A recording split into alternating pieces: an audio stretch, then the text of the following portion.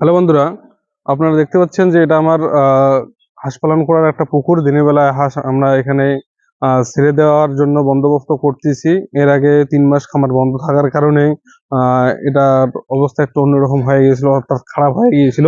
এখন আমরা এটা কন্টিনিউ ভালো করার চেষ্টা করছি এবং এটা আমরা এইভাবে চতুর্দিক দিয়ে জাল দিয়ে ঘিরে রাখবো, কারণ হাঁস যাতে দিনের বেলায় ঠিকঠাক এখানে সেফটি ভাবে থাকতে পারে।